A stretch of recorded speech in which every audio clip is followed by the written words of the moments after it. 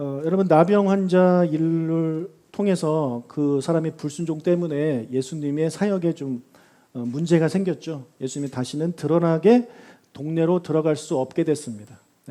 드러나게 갈 수 없다는 얘기는 몰래 갈 수밖에 없는 그런 상황입니다. 여러분 제가 말씀 전하기 전에 복음서를 읽으실 때요. 여러분 복음서가 순서대로 기록된 게 아닙니다. 시간 순서대로 기록된 게 아니에요. 우리가 마태, 마가, 누가, 요한복음이 있는데 각자 이 저자들이 어떤 관점을 가지고 성경을 쓰거든요. 그때 그래서 그 관점에 맞게 시간의 순서를 약간 이렇게 조정을 하는 경우가 있습니다.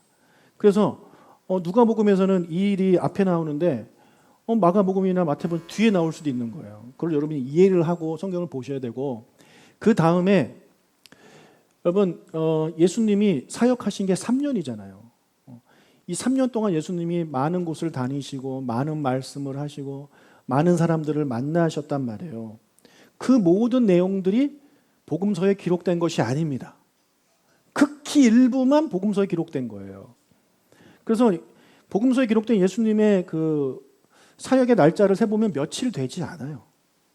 따라서 지난주에 예를 들어 지난주에 들었던 그 본문의 내용 바로 다음이 오늘 본문인데 그럼 우리 생각에는 바로 있었을 것 같지만 시간적 그런 차이가 많이 있을 수도 있다는 거예요. 1년 후 또는 2년이 지나는 경우도 있을 수 있습니다. 그래서 그것을 우리 염두에 두고 이제 복음서를 이제 읽으셔야 됩니다. 자, 나병 환자 일로 드러나게 동네로 들어가지 못했던 예수님이 바로 다음 절이지만 어느 정도 좀 시간이 좀 지났던 것 같아요. 얼마나 지났는지는 저도 몰라요. 성경은 말하고 있지 않기 때문에. 예수님이 이제 몰래 다시 가버나움 시내로 들어가십니다. 가버나움 시내로 들어가신 이유는 그곳에 예수님이 사셨던, 묵으셨던 집이 있었기 때문이죠.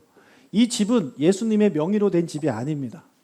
누구의 집이냐면 베드로의 집이에요.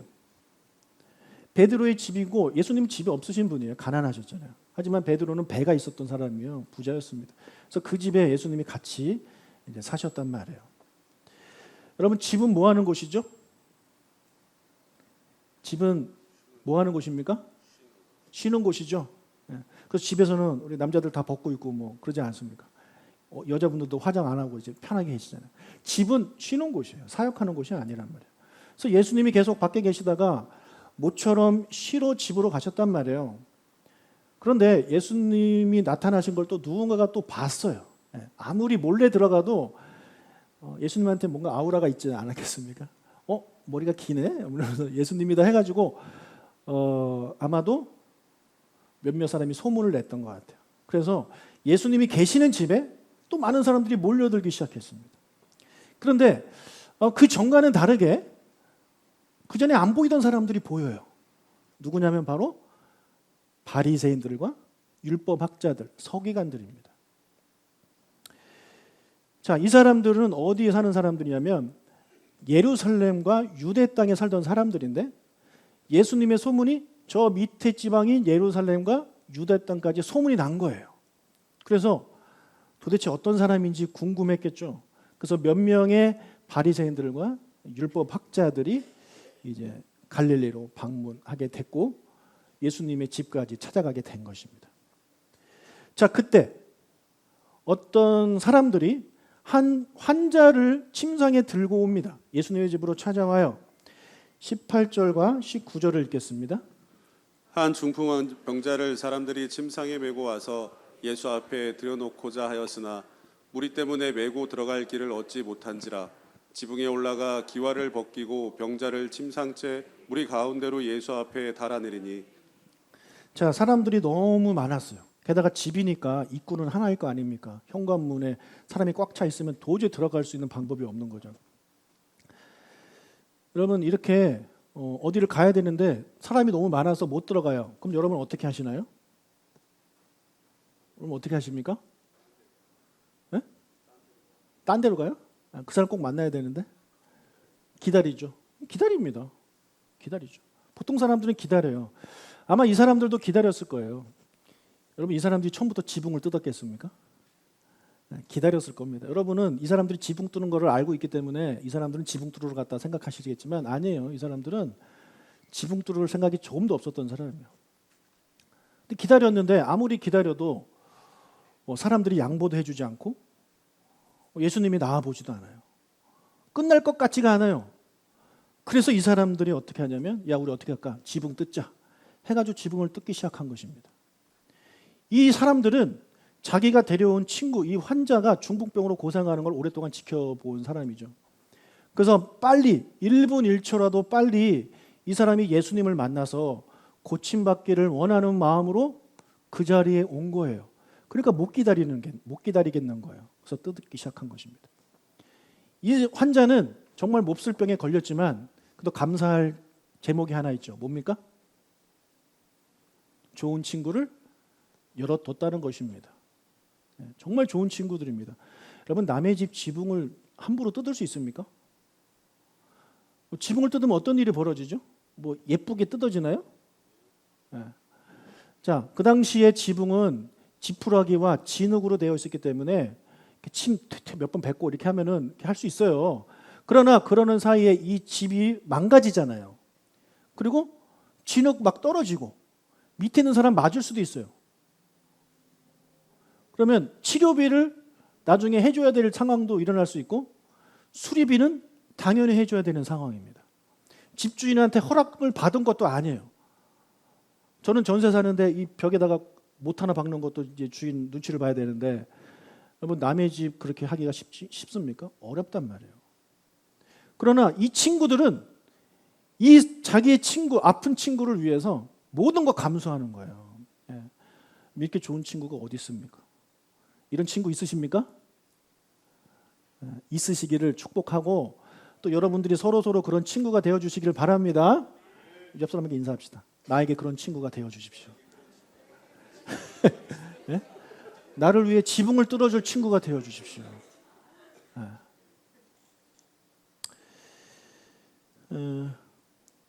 그러면 이해가 안 돼요. 저는 이 본문이 여러분 이해가 되시는지 모르겠습니다. 만약에 누군가가 여러분의 집에 와서 여러분 집에 들어오려고 지붕을 뜯는다. 그럼 여러분이 집 주인이에요. 그러면 가만히 있겠습니까? 어떻게 하시겠어요? 당신 뭐야? 당장 나가서 당신 뭐야? 하지 않겠습니까? 그게 당연한 거예요. 게다가 내가 주인이 아니더라도 내가 지금 그 집에 앉아 있는데 지금 위에서 갑자기 공사를 하면서 막 지붕이 뽕뽕뽕 뚫려요. 뭐가 막 떨어져요. 그럼 여러분 그 밑에 앉아 있으니까 다칠 수 있잖아요. 그럼 여러분이 주인은 아니지만 뭐라고 할 수 있어요? 당신 뭐 하는 거야? 당장 멈춰. 이렇게 할 수 있는 거 아닙니까? 그거 안 하고 그냥 가만히 계시나요? 누가 내 집을 뜯든 말든 내 머리 위에서 돌멩이가 떨어지든 말든 그냥 가만히 계십니까? 아니라고요. 보통 사람은 그러지 않아요. 여러분 이 지붕 뜯는 일이 금방 끝나는 일일까요? 사람 한 명, 이렇게 누워있는 사람 한 명, 한 170이라고 합시다. 이만큼 뜯어내야 돼요. 이거 뜯는데 시간이 얼마나 걸리겠어요? 최소 30분은 걸리지 않을까요? 어떻게 그 긴 시간 동안 집주인도 가만히 있고 그 자리에 앉아있는 사람들도 가만히 있을까요? 집 밖에서 구경하는 사람들도 마찬가지입니다. 집 밖에서 구경하는 사람들은 올라와 볼 수 있잖아요. 올라와가지고 뭐 하는 거냐라고 말할 수 있잖아요. 근데 아무도 반응을 하지 않아요. 아무도 반응을 하지 않아요. 투명인간 취급을 합니다. 어떻게 이게 가능하죠? 그럼 이게 가능한 일입니까? 하지만 가능한 일이 딱 하나 있습니다. 어떻게 하면 이게 가능할까요? 그럼 몰래카메라 아시죠? 황당한 일이 일어났는데 다 여기 스태프들은 다 짠 겁니다. 다 짜면 그게 가능한 일이 돼버리는 거예요. 그거를 모르는 사람은 황당한 일이 되는 거고. 그렇죠? 지금 여러분들이 내 설교에 반응 안 하기로 다 짜셨죠? 어쩜 이렇게 하나같이 반응이 없으십니까? 이건 누군가가 지시를 내린 거예요. 오늘 절대 목사님 설교에 반응하지 마라. 아무리 웃긴 얘기해도 웃지 마라. 그죠? 누가 시켰습니까? 네. 여러분 누군가가 시켰기 때문에 이게 가능한 거예요. 누가 시키지 않았는데 어떻게 이런 일이 일어납니까? 그 많은 사람들 한두 명도 아니잖아요. 그 집에 가득 찼잖아요. 그 많은 사람들 어떻게 한마음 한뜻이 돼가지고 이 사람들이 지붕 뜯어내고 그 사람 내리는 동안 아무도 반응을 안 할 수 있냐고요. 가능합니까? 예. 그래서 제 생각에는 이건 누군가가 지시했다. 마치 몰래카메라처럼. 그거밖에 없어요. 다른 게 있나요? 한번 얘기해 주세요. 다른 게 있나요? 있을까요? 없는 것 같아요? 있는 것 같아요? 없는 것 같죠? 없다고 해주세요. 좀 그래야 넘어갑니다. 없죠? 예, 없어요. 제가 아무리 생각해도 없어요. 누군가가 지시한 거예요. 그럼 누가 지시했을까요? 누가 지시했을까요? 예수님이죠. 왜요? 사람들이 예수님 말씀 들으러 왔잖아요. 그러니까 예수님이 말씀을 가르치는 거죠. 말씀을 가르치고 있는 가운데 여러분 잠시 후에 땡 소리가 나도 신경 쓰지 마십시오. 그런 말씀을 하셨고 잠시 후에 누군가가 올 텐데 양보하지 마십시오. 그리고 그 사람들이 어떤 행동을 해도 여러분 못 본 척 하십시오. 그대로 두십시오. 라고 사람들이 거기 모인 사람들한테 얘기를 하지 않았을까라고 저는 추측을 하는 거예요. 그렇기 때문에 이 사람들이 와서 아무리 들어가려고 해도 아무도 반응 안 하고 뜯어내는 동안 아무도 반응 안 하는 것이 가능했겠다라고 저는 생각을 하는 거죠. 예. 왜? 도대체 왜 예수님은 그런 명령을 내리셨을까요? 왜? 도대체 왜? 저는 크게 두 가지라고 생각을 합니다. 첫 번째는 이 사람들의 믿음이 얼마나 큰지를, 간절한지를 그 자리에 모인 모든 사람들한테 보여주기를 원하셨고, 이거는 일반 그냥 이유고, 두 번째 더 중요한 이유가 있어요. 뭐냐면 이 사건, 이 정말 중요한 사건이거든요. 이 중요한 사건을 통해서 예수님이 그 자리에 모인 모든 사람들한테 어떤 메시지를 주시고 싶은 거예요. 너무나도 중요한 메시지. 너무나도 중요한 메시지를 전하기 위해서 지금 예수님이 천천히 이렇게 빌드업을 하고 계시는 겁니다. 여러분, 남자가 여러분한테 고백할 때 사랑해 이렇게 고백하는 것과 분위기 딱 잡아놓고 좋은 레스토랑 데려가고 뭐 꽃 준비하고 이렇게 반지 딱 준비한 다음에 사랑해 하면은 감동이 다르잖아요. 안 해봐서 모르시죠? 네. 예수님도 마찬가지예요. 정말 중요한 메시지 지금 해야 돼요. 이 상황을 지금 이용하시는 거예요. 네.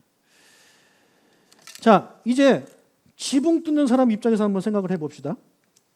여러분이 지붕 뜯는 사람이에요? 그 지붕 뜯는 사람이 처음부터 완벽하게 그걸 뚫을 생각을 했을까요? 그러니까 저 같으면 야, 우리 뜯다 보면 쿵쿵쿵 소리 날 거고 뭔가 떨어지겠지. 그러면 사람들이 와보겠지. 우리에게 관심을 주겠지. 그럼 당신 뭐야? 라고 말했을 때 사실은 우리 친구가 중풍병에 걸렸는데 예수님 만나고 싶은데 들어갈 수가 없어서 이런 수를 썼습니다. 좀 양보해 주시면 안 되겠습니까? 이거를 바라지 않았겠습니까? 그리고 예수님이 그 안에 계셨기 때문에 예수님도 그 현상을 보시면서 도대체 뭐냐? 가서 알아봐라. 했을 때 그 사람이 전달해서 예수님이 그 사실을 알고 그래? 그럼 내가 고쳐줘야지. 당장 데려와라. 아니면 내가 가겠다. 뭐 이런 반응을 원해서 그 사람들이 지붕을 뜯었지. 처음부터 아무도 나한테 반응하지 않을 거야. 우리는 끝까지 이 171m 간격으로 파야 돼. 줄도 준비해야 돼. 해가지고 했겠냐고요. 그래서 누군가가 반응을 보이겠지. 관심을 주겠지 하고 하기 시작했는데 아무도 반응을 안 하는 거예요. 여러분 이 상황에서 여러분 계속 할 수 있습니까? 이거는요 보통 확신이 있지 않으나 못하는 거예요. 보통 확신이 있지 않으나. 여러분이 이 사람의 입장에 되어 보십시오. 아마 하다 말걸요? 분위기 이상한데? 분위기 이상한데? 우리 그만해야 되는 거 아니냐라는 생각을 할 수밖에 없는 거예요. 왜요? 아무도 반응하지 않으니까. 뭐 그 당시에 몰래카메라가 있습니까? 뭐가 있습니까? 이 사람들은 이상하다라고 생각을 할 수밖에 없는 것이고 그만해야 되는 거 아니냐라는 생각을 할 수밖에 없는 거예요. 그러나 이 사람들은 끝까지 합니다. 끝까지 해요. 정말 대단한 확신을 가진 거예요. 예수님이 이 사람의 중풍병을 고쳐줄 수 있다는 확신을 끝까지 가졌기 때문에 이게 가능한 거예요. 5장 20절을 보겠습니다. 예수께서 그들의 믿음을 보시고 이르시되 이 사람아 내 죄 사함을 받았느니라 하시니 여러분, 믿음이 있는 사람과 믿음이 없는 사람은 어떻게 차이가 날까요? 믿음이 있는 사람은요, 행동합니다. 믿음이 없는 사람은 행동하지 않아요. 여러분, 한 사람이 뒤에서 잡아주고 이렇게 뒤로 눕는 거 해보셨나요? 뒷사람이 나를 잡아준다는 믿음이 있으면 이거 발을 안 떼고 넘어지는데, 뒷사람을 못 믿으면 이거 발 떼요, 무서워가지고. 믿음이 있으면 행동에 옮겨요. 믿음이 없으면 아무것도 안 해요. 그러나 믿음이 있어서 행동을 시작했는데, 이 믿음도요, 그 강한 사람이 있고 약한 사람이 있단 말이에요. 이게 정도가 있단 말이에요.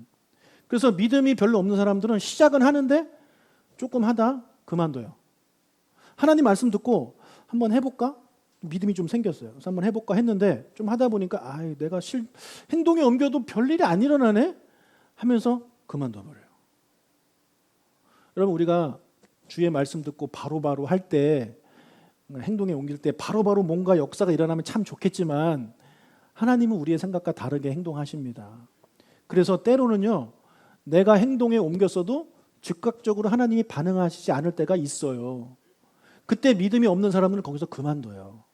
그러나 믿음이 강한 사람들은요, 계속합니다. 계속해요. 그러다 결국 하나님의 일하심을 경험하게 되는 거죠. 지금 이 사람들이 그런 거예요. 만약에 여러분이 이 사람들의 입장이라면 과연 끝까지 그거를 다 팔 수 있었을까요? 끝까지 뜯을 수 있었을까요? 한번 본인에게 한번 물어보십시오. 나는 정말 뜯을 수 있었을까? 네. 자, 정말 쉽지 않은 상황에서도 이 사람들은 끝까지 행동했어요. 그래서 그들의 믿음을 예수님이 보셨다라고 말하잖아요. 그런데 여기서 좀 이상해요. 계속해서 이상해요. 지금 예수님이 어떤 의도를 가지고 계속 이렇게 이상한 행동을 하시는 거예요. 보통 이럴 경우는 어떻게 하실까, 예수님이? 칭찬하시죠. 야, 너희들 믿음 대단하구나. 너희들 믿음 정말 대단하구나. 어떻게 그렇게 끝까지 지붕을 뜯을 수 있니?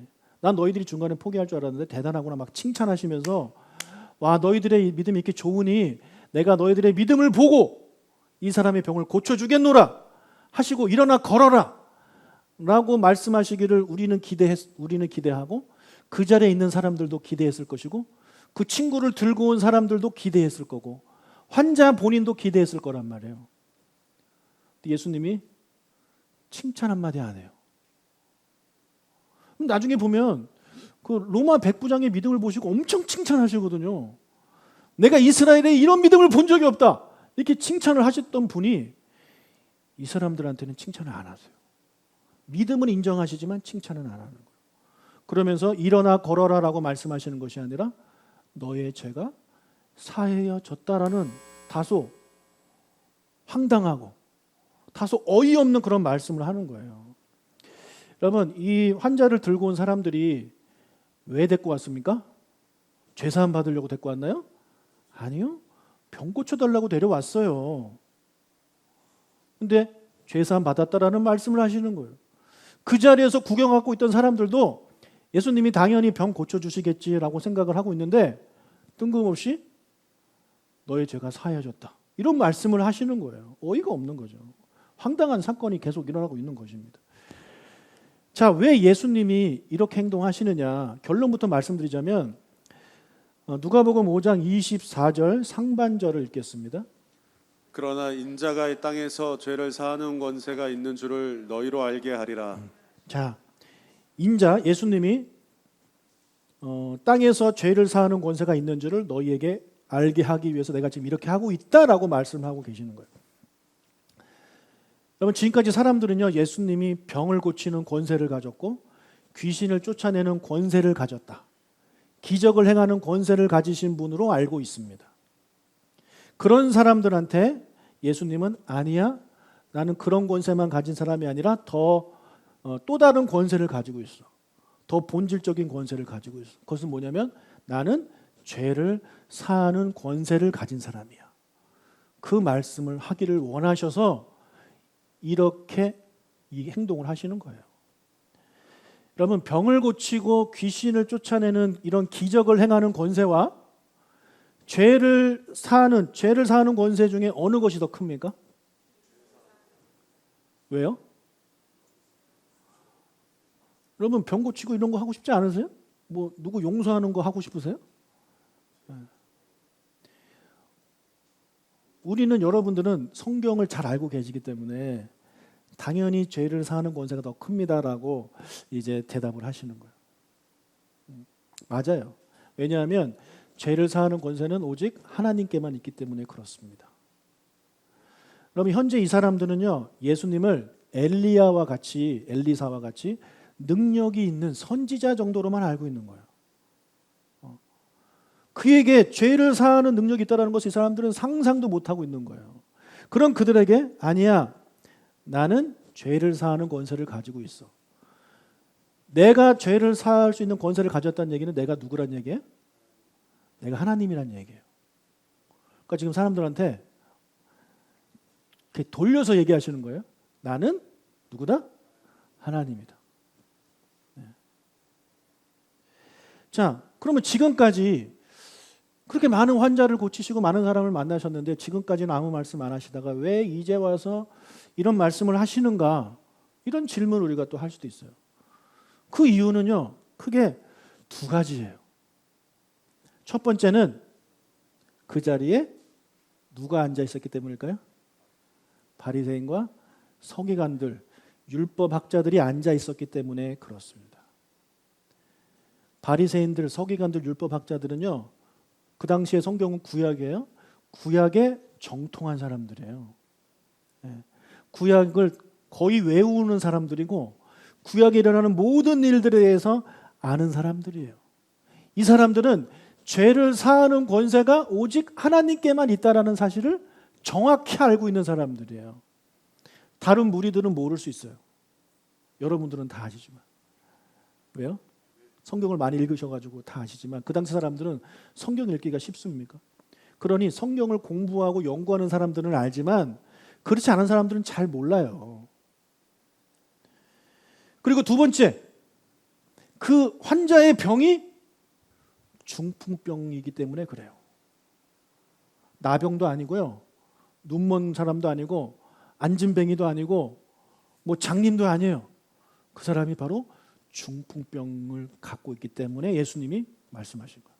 그래서 이 두 가지 조건이 다 맞았기 때문에 예수님이 이 이야기를 꺼낼 수 있는 겁니다. 더 효과적으로.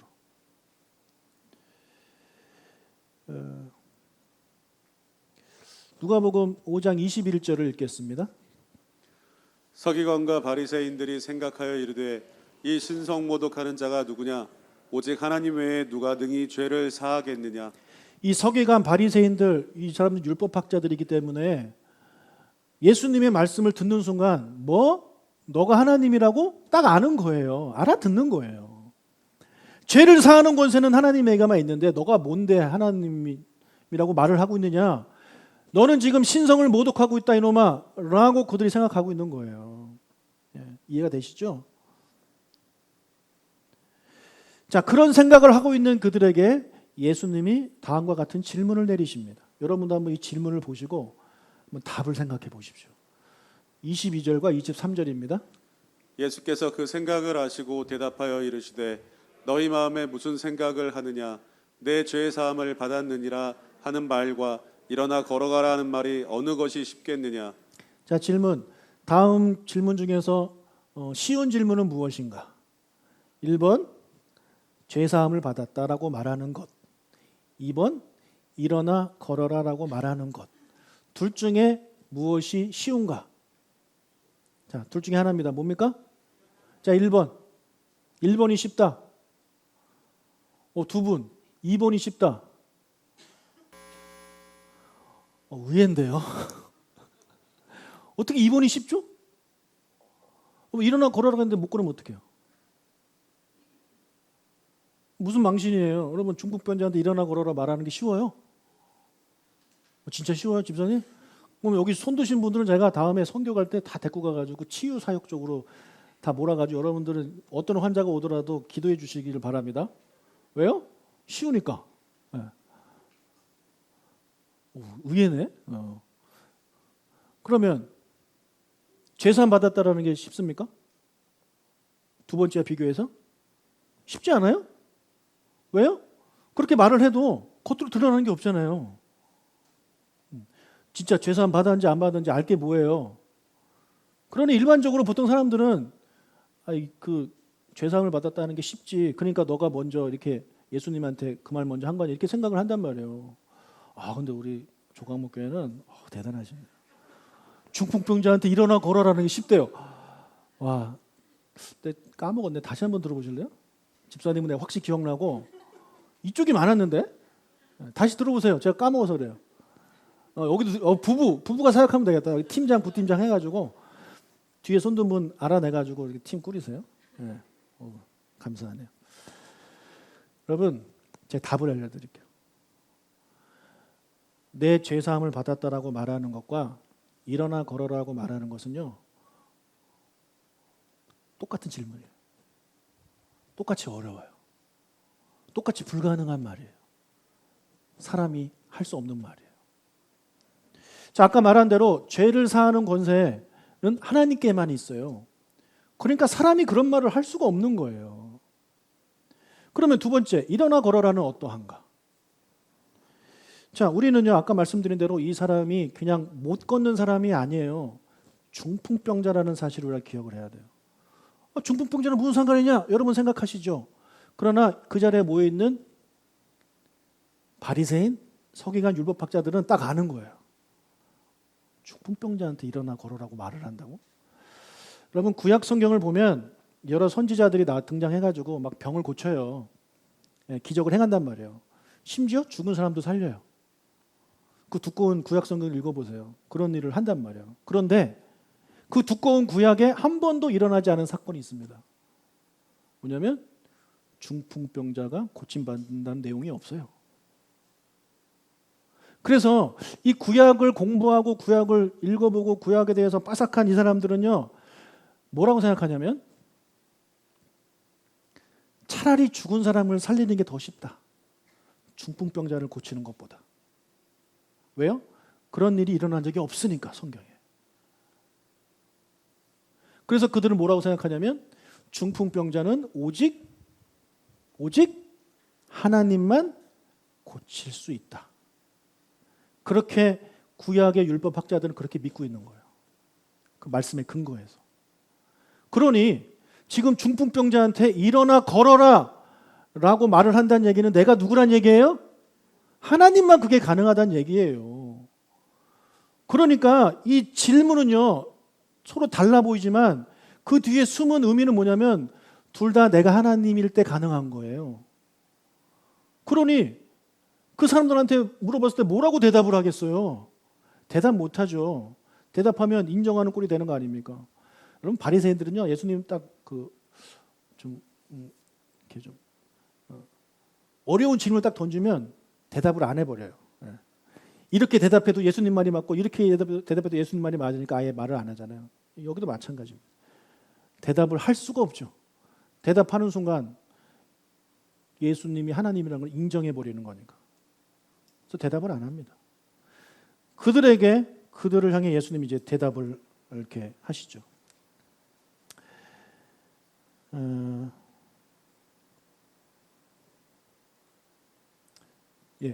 24절, 25절 읽겠습니다.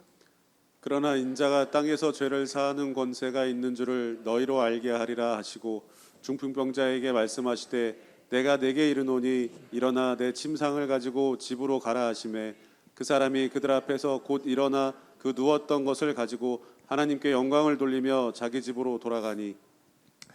내가 이 중풍병자의 병을 고칠 수 있다면 나는 하나님인 것이고 나는 하나님이기 때문에 이 사람한테 너가 죄사함을 받았다라고 말할 수 있는 것이다 라는 것을 이 질문을 통해서 예수님이 이 바리새인들과 서기관들과 율법학자들한테 말씀하고 계시는 거예요. 네.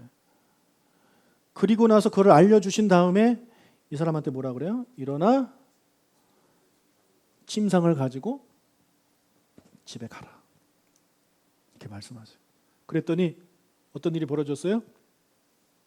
일어났어요. 그 사람이. 중풍병자가 일어났어요. 집으로 가요. 침상을 들고. 정말 놀라운 일이 일어난 것입니다. 그 자리에 있던 사람들은요, 충격을 받았습니다. 이 환자 본인은 당연하겠죠. 그래서 하나님께 영광을 돌리고 가잖아요. 근데 그 자리에 있는 사람들이 어떤 반응을 보였는지 보겠습니다. 26절. 모든 사람이 놀라 하나님께 영광을 돌리며 심히 두려워하여 이르되 오늘 우리가 놀라운 일을 보았다 하니라. 자, 예수님이 사람들의 뭐 병을 고쳐 주실 그랬을 때 기적을 볼 때마다 사람들은 놀라워했어요. 와우, 놀랍단 말이에요. 그러나 이때의 반응은요, 거기서 멈추지 않아요. 하나가 더 추가됐어요. 뭡니까? 두려워했다라는 거예요. 심히 두려워했다. 여러분, 죽은 사람이 환자가 병에 고침 받았으면 막 기뻐하고 와 하고 박수 칠 일이지 왜 두려워합니까? 왜 두려워해요? 여러분, 구약을 읽어보시면 중간중간 하나님이 등장하세요. 예수님도 등장하시고, 그러면 그 하나님을 만난 모든 사람들이 보이는 반응은 딱 하나입니다. 공통된 반응. 두려워합니다. 두려워요. 왜요? 하나님을 만나면 죽는다라는 그런 생각과 믿음이 있었기 때문에 나는 이제 죽는구나. 그래서 두려워하는 거야. 네. 하나님의 음성을 직접 들은 사람도 되게 두려워하고, 이런 내용들이 구약 곳곳에 나옵니다. 따라서 지금 이 사람들이 두려워한다, 심히 두려워한다는 얘기는요, 예수님을 하나님으로 인정한다는 얘기예요. 네. 그래서 뭐라 그래요? 오늘 우리가 놀라운 일을 보았다. 네. 그러니까 이런 고백이 나오게 하기 위해서 예수님이 그 앞에서부터 그런 지시를 내리고 그런 분위기를 만드셨다라는 거죠. 재미없습니까? 근데 이렇게 얘기를 해도 어떻게 하죠, 나? 어떡하지? 나 어떻게 해야 돼요? 내가 그래서 이렇게 좀 뭘 해야 좀 이렇게 더 집중하실까? 물론 이 설 준비하시는 날 피곤해서 그러신 거로 제가 이제 이해는 합니다. 여러분, 근데 그거 버릇이에요, 버릇. 습관이야, 습관. 그냥 설교 시에 눈 감고 있는 거 습관이에요. 예. 제가 이쪽 본다고 또 이쪽 계시는 건 상처받지 마십시오. 예. 이쪽에 있어서 이쪽을 쳐다보는 게 아니에요. 예. 그냥 이쪽 보는 거예요. 예. 정말 그거 버릇이에요. 와, 감사합니다. 제가 부목사 때, 부목사가 아니 강도사인가 막 그럴 때 있잖아요. 저 오후 예배 시간마다 잤어요. 강도사가, 교육자가 뒤에 앉아가지고 이렇게. 이게 습관이 돼버려가지고 안 되겠더라고. 그래서 어떻게 했냐면 일부에 그 밥 먹고 오후 예배 드리기 전까지 그 시간이 좀 있잖아요. 보통 교회들은 그때 잤어요. 저. 아무데나 가가지고 무조건 자요. 무조건 자가지고 절대 예배 시간에 안 졸도록. 그랬더니 그 다음부터 안 졸았어요. 아무리 설교를 졸리게 해도 안 졸리더라고요. 그러니까 여러분, 그 토요일 밤에 좀 잘 주무세요. 예. 잘 주무셔가지고 좀 좋은 컨디션으로 오셔가지고 하나님 말씀 들을 때 좀 집중하시고, 좀 더 기억하시고 그렇게 하시면 좋겠습니다. 예. 감사합니다. 예. 제가 지금 미국에 앉아 있는 것 같아요. 오늘 제가 미국 얘기 좀만 더 해드릴게요. 잠도 깰게요. 제가 다닌 교회가 뭐 여러 개, 한인 교회도 다녔고, 백인들 교회도 다녔고, 흑인들 교회도 이렇게 다녀봤거든요. 다민족 교회도 가보고. 근데 제가 흑인 교회 가서 정말 충격을 받았어요. 흑인 교회 어떨 것 같아요? 난리도 아닙니다. 난리도 아니에요. 예. 잠시 좀만 얘기해드리면, 예배 시작하기 전에 사람들 앉아 있잖아요. 근데 이제 예배 시작하기 전에 이제 얼마 안 되면 인도자가 딱 나와가지고 이제 기도를 시켜요. 그럼 막 기도를 해요. 여러분, 기도는 한국 사람이 제일 뜨겁게 하는 거 알죠? 주여 막 부르는 게 한국밖에 없어요. 그래서 주여 부르는 게 코리안 스타일이에요. 코리안 스타일로 기도하자고 말하면 주여 부르는 거예요. 네, 그렇게 하시면 돼요. 근데 이제 기도를 마친 다음에 예배가 시작되는데 갑자기 저 문이 쫙 열려요. 그러면서 이제 막 떼거리를 막 뛰어옵니다. 성가대 가운 입고. 그래서 들어오면서 일로 들어올 거 아니야? 그럼 이쪽에 계신 분들이 막 하이파이브 팍팍팍팍팍 해요. 그러면서 예배가 시작돼요. 누굴까요? 누가 들어오는 걸까요? 예? 찬양팀. 찬양팀 딱 들어와요. 탁탁탁 치면서 들어오는 사람들 앉아가지고 악기 이제 막 시작하는 거야. 막 있죠. 그 다음에 누가 들어오면 성가대가 쫙 들어와요. 팍팍팍팍 성가대 착착착 서가지고 흑인 애들 성가대 어떻게 하시는지 아시죠? 이 정도 해야 좀 이제 반응을 보이시네요. 예. 그렇게 예배를 드리는데 그곳에 있는 내가 막 너무 좋은 거예요.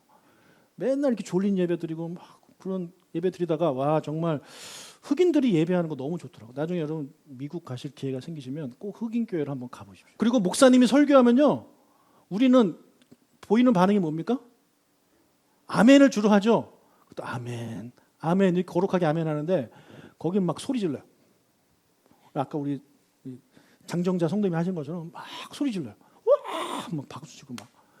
그럼 이제 설교자가 더 신나가지고 막 이렇게 하겠죠. 그 상황에서 어떻게 잡니까? 예. 와, 그래서 나는 정말 충격을 받고 그런 교회에서 설교하고 싶다. 그래서 사실은 여러분 우리 교회가 좀 그런 교회였어요. 저 몰랐는데 과거 영상을 제가 이렇게 보니까 되게 시끄럽고 막 소리 지르고 반응하고 그런 교회였는데 코로나가 터진 이후로 다들 마스크 쓰고 계셔가지고 반응도 없고 그래서 내가 더 힘든가 봐요. 예. 아무튼 좀 반응을 좀 해주십시오. 네? 네? 감사합니다. 우리 권사님도 최고입니다. 예. 예. 자, 어디 해야 되지? 어디 해야 되지?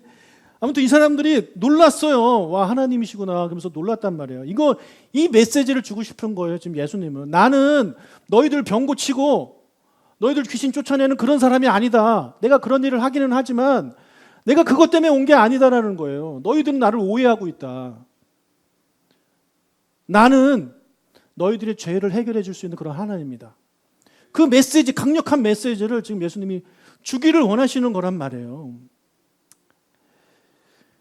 여러분 순서를 보십시오. 저 같으면 만약에 제가 예수님이라면 이렇게 했을 것 같아요. 먼저 중풍병 고쳐버려. 그냥 확 바로 고쳐버려가지고 사람들이 와 막 놀랍게 맞는 다음에 그 다음에 메시지를 전하면 더 효과적이지 않을까요? 또 예수님은 항상 그렇게 안 해요. 예수님 먼저 말씀이 중요해요. 그래서 회당 가서 말씀 전할 때도 마찬가지 아닙니까? 하나님 나라에 대해서 전한 다음에 그 다음에 하나님 나라가 어떻게 임하는지를 보여주기 위해서 병자를 고치셨다고 제가 계속 말씀드리죠. 이게 예수님의 사역의 순서예요.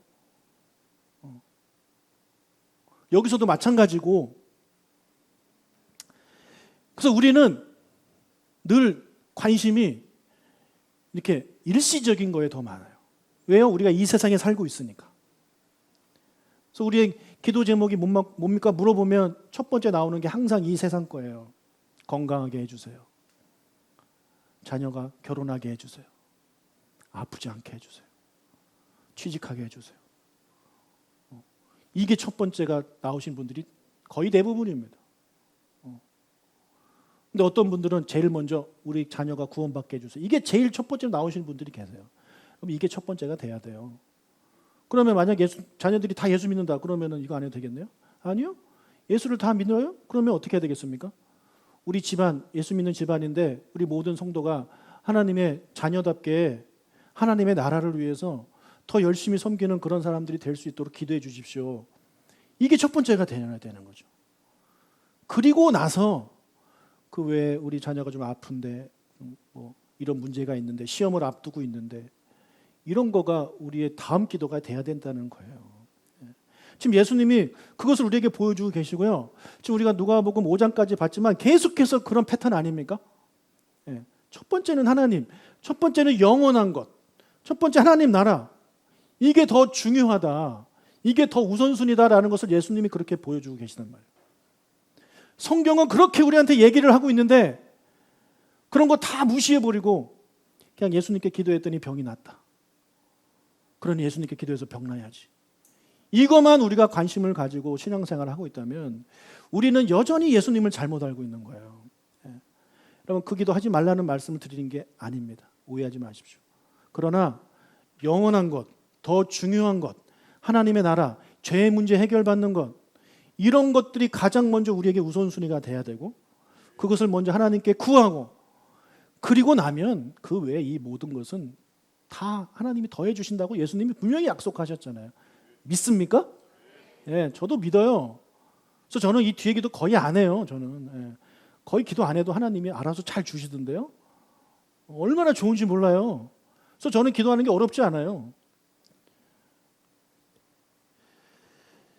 여러분 정리하겠습니다. 예수님은 우리의 병을 고치시고 우리의 소원을 들어주시는 분이 맞아요.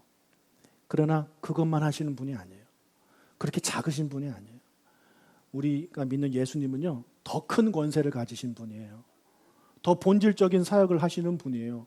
바로 여호와 여러분, 저와 여러분을 구원해 주시는 그런 일을 하시는 분이 바로 예수님이에요. 그러니 그 진정한 우리의 구원자 되시는 예수님께 우리가 무엇을 구할 것인가, 우리가 어떤 기도를 드려야 될 것인가, 그것을 깨닫고 그렇게 살아가시는 여러분이 되시길 주님의 이름으로 축복합니다. 아멘.